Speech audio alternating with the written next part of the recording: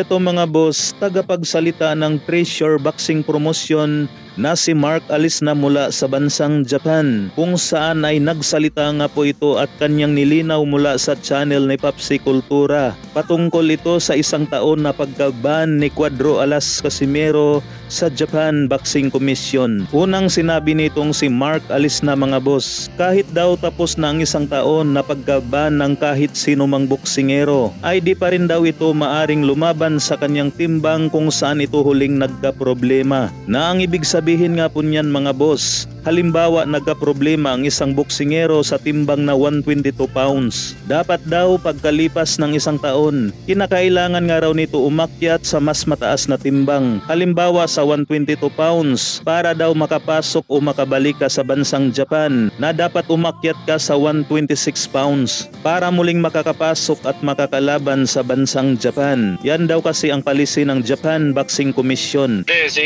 Si Casimero, mababalik ng 122 dito sa Japan, hindi na makakalaban, 126 na. Pero mga boss, sa bansang Japan lamang ang may patakaran na ganito. Wala nga po yan sa iba't ibang bansa mga boss, bukod dito sa bansang Japan. Samantala mga boss, matapos nga pong mamahagi ni Cuadro Alas Casimero ng mga sako-sakong bigas para sa kanyang mga kababayang kapuspalad, na ngayon naman mga boss ay isang bahay ampunan ang pinasok ni Cuadro Alas para ito magbigay ng tulong sa mga kabataan.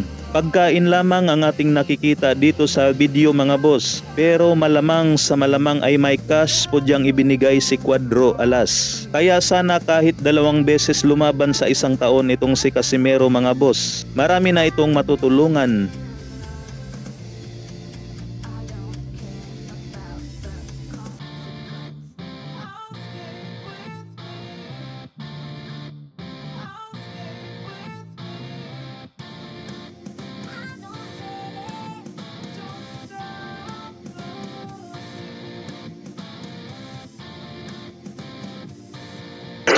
So guys, ayun guys, tapos na kami sa pamimigay namin sa